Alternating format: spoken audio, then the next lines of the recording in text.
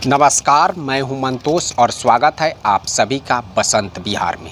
तो चलिए दोस्तों, आज हम आप लोगों को जानकारी देने जा रहे हैं बिहार के पंचायती राज चुनाव की। पंचायत का जो चुनाव है वो तो सिर पे आ चुका है, लेकिन उसकी डेट की कोई सुनिश्चितता अभी नहीं हो पा रही है।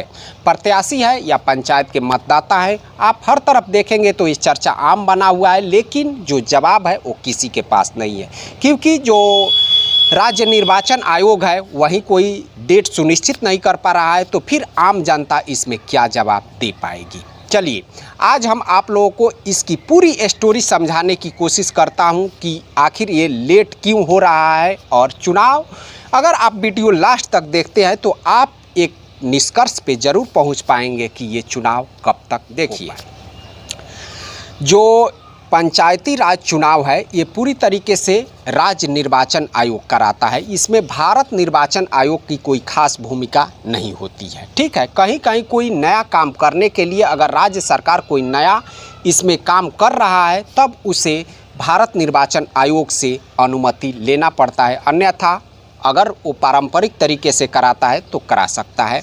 और इसमें जो खर्च भी लगता है वो बिहार सरकार यानी राज्य सरकार का ही लगता है। चलिए, अब इसमें प्रॉब्लम कहाँ से शुरू होता है। मामला हाई कोर्ट में भी है। हाई कोर्ट में 4-5 सुनवाई हो चुका है। अगला जो डेट है वो 21 अप्रैल को है। मैं ये 14 अप्रैल को यह वीडियो बना रहा हूँ। इसमें 6 अप्रैल को, 7 अप्रैल को और 11 अप्रैल को कई सुनवाई हो चुका है, लेकिन मामला अभी लंबित ही चल रहा है। और फिर 21 अप्रैल को इसका तारीख पड़ा है। अब देखना है कि उस दिन भी ये मामला किसी निष्कर्ष तक पहुँच पाता है या नहीं।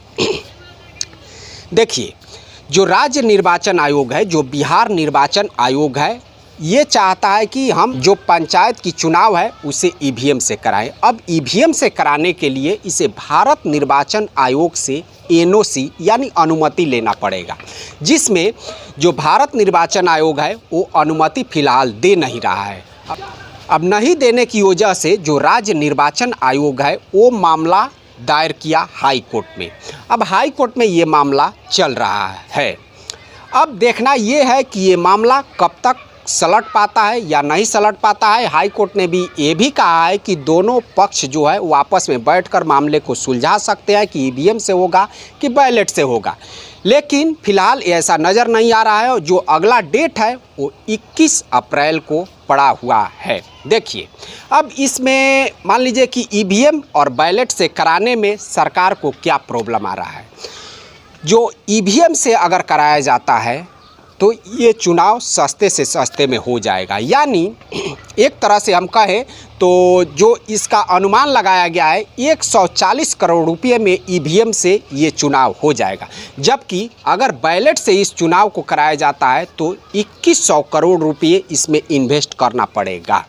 ठीक है, आप लोग इस मामले को समझ गए होंगे। इसलिए जो सरकार है या जो राज्य निर्वाचन आयोग है वो चाह रहा है कि हम इस चुनाव को ईवीएम से ही कराएं, ताकि इसमें, क्योंकि जो गैपिंग है, जो इसमें इन्वेस्ट की गैपिंग है, ये करीब करीब मुझे लगता है कि 1900 करोड़ रुपए का है। और बिहार सरकार का कहना है कि जो हमारी आर्थिक स्थिति है अभी फ़िलहाल के स्थिति में इतने इन्वेस्ट करने के लिए अलाउ नहीं करता है। इसलिए राज्य निर्वाचन आयोग और भारत निर्वाचन आयोग दोनों के दोनों हाई कोर्ट में पहुँचे हुए हैं, क्योंकि जो भारत निर्वाचन आयोग है वो ईवीएम को की एनओसी नहीं दे पा रहा है और जो राज्य निर्वाचन आयोग है ये तुला हुआ है कि हम ईवीएम से ही कराएंगे। इसलिए ये मामला लंबा खींचे जा रहा है। तो मुझे लगता है कि अब आप लोग पूरी तरीके से समझ गए होंगे कि इस लेट लतीफ़ी होने का जो कारण है वो क्या कारण है, ईवीएम और बैलेट है। ठीक है, तो देखिए, अगर जो हाई कोर्ट का फैसला है राज्य निर्वाचन आयोग यानी बिहार निर्वाचन आयोग के पक्ष में भी आ जाता है और वो कहता है कि नहीं, आप ईवीएम से ही चुनाव कराएं, अगर हाई कोर्ट कहता है तो फिर क्या होगा, कब तक चुनाव हो पाएगा, ये सवाल है। तो देखिए, बेंगलोर में एक कंपनी है जो ईवीएम बनाती है। ठीक है, अब वो ईवीएम बनाने के लिए जो बिहार की जो पंचायती राज चुनाव का ईवीएम है उसे बनाने के लिए उसे 1 महीने से लेकर 45 दिनों तक का टाइम चाहिए। ठीक है, अभी बनाने के लिए वहाँ पे दिया नहीं गया है क्योंकि मामला हाई कोर्ट में चल रहा है। अगर सपोज दैट आप लोग मान लीजिए कि इसमें बिहार राज्य निर्वाचन आयोग के ही पक्ष में फैसला होता है तो उसके बाद से 21 अप्रैल के बाद वहाँ पे ईवीएम बनाने के लिए दिया जाएगा। कम से कम अगर टाइम लगता है तो उसमें 1 महीने टाइम लग जाएगा, ठीक है, 1 महीने टाइम लग जाएगा। उसके बाद से अगर ईवीएम बन के आता है तो जो भी सरकारी अधिकारी है जो चुनाव कराएंगे उन लोगों को कम से कम 15 दिनों तक चुनाव कराने की ईवीएम से ट्रेनिंग दी जाएगी, ठीक है। उसके बाद से 15 से 20 दिनों तक वो लोग घूम घूम कर जनता के बीच में ट्रेनिंग यानी उन लोगों को बताएंगे कि भाई आप लोगों को किस तरह से मतदान करना है, ठीक है। तो इसमें अगर 15 दिन जो कर्मी है, जो सरकार के कर्मी है उनकी, और 15 दिन मतदाता का, और 1 महीने जो ईवीएम बनाने वाले कंपनी का रख लिया जाता है तो ये हो जाता है 2 महीने, ठीक है। ये 2 महीने बिल्कुल नेसेसरी इसमें टाइम लगेगा अगर ईवीएम से कराया जाता है तो, यानी 21 अप्रैल को अगर फैसला आता है तो उसके बाद से 2 महीने यानी ये मामला 20 जून तक चला जाएगा, ठीक है। क्योंकि देखिए इसमें इस चुनाव में, पंचायत की चुनाव में, जो बिहार की पंचायत चुनाव अगर ईवीएम से कराया जाता है तो इसमें 6 ईवीएम लगेंगे, ठीक है। जिला पार्षद, समिति, मुखिया, सरपंच, वार्ड पंच, इसमें 6 जो है ईवीएम लगेगा। कहीं कहीं पे हो सकता है कि निर्विरोध हो तो उसके लिए अलग बात है, लेकिन कहीं कहीं पे अगर 15 से ज़्यादा कैंडिडेट हो गए वहाँ पे 7 ईवीएम भी हो जाएगा।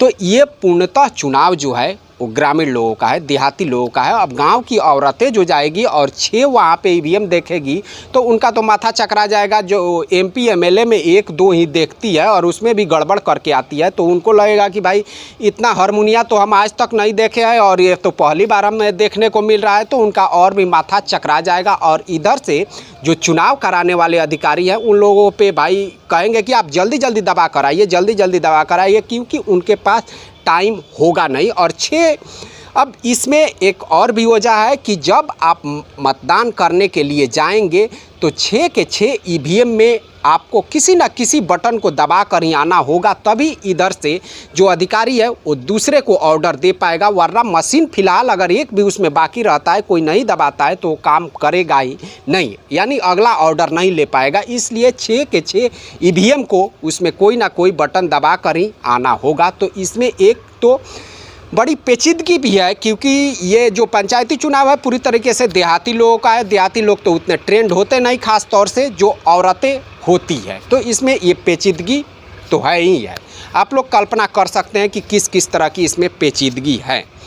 चलिए, अब जो फ़िलहाल के जो मुखिया है, समिति है, सरपंच है, यानी जो फ़िलहाल के अभी वर्तमान के हैं, इन लोगों का 15 जून तक जो कार्यकाल है वो समाप्त हो जाता है। 15 जून के बाद राज्य निर्वाचन आयोग चुनाव कराने में किसी भी तरह से मुझे नहीं लगता है कि सक्षम हो पाएगा, क्योंकि उसके बाद से मानसून शुरू हो जाता है, यानी बरसात के दिन शुरू हो जाते हैं। और बरसात में बिहार का आलम ये होता है कि कहीं पे मान लीजिए कि सूखा हुआ है तो कहीं पे बाढ़ है, कहीं पे हेलीकॉप्टर गड़गड़ा रहा है, तो कहीं इसी तरह से बांध पे लोग लेटे हुए हैं।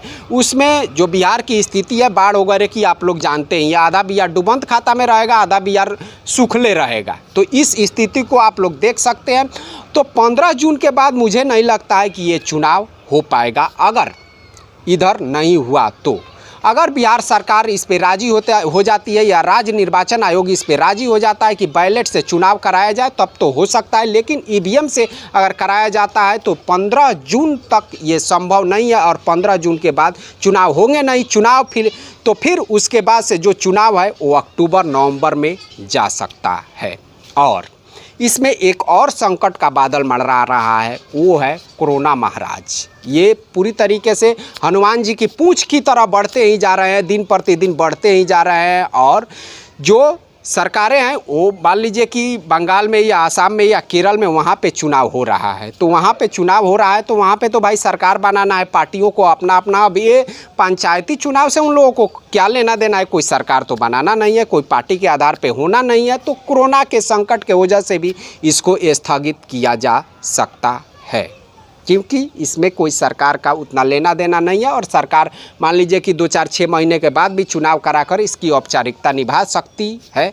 ईवीएम से जिसको नहीं जीतना होगा वो भी जीत सकता है, जो जीते हुए जिनको जीतना है वो हार भी सकते हैं, क्योंकि मान लीजिए कि ईवीएम में बड़ी पेचीदगी होगी इस चुनाव को लेकर, पंचायती राज चुनाव को लेकर। तो मुझे लगता है कि जो भी पेचीदगियाँ हैं और जो भी मामला है आप पूरी तरीके से आसान भाषा में हम समझाने की कोशिश किए हैं और आप पूरी तरीके से मुझे लगता है कि समझ चुके होंगे कि इसमें कहाँ कहाँ पेचीदगियाँ है।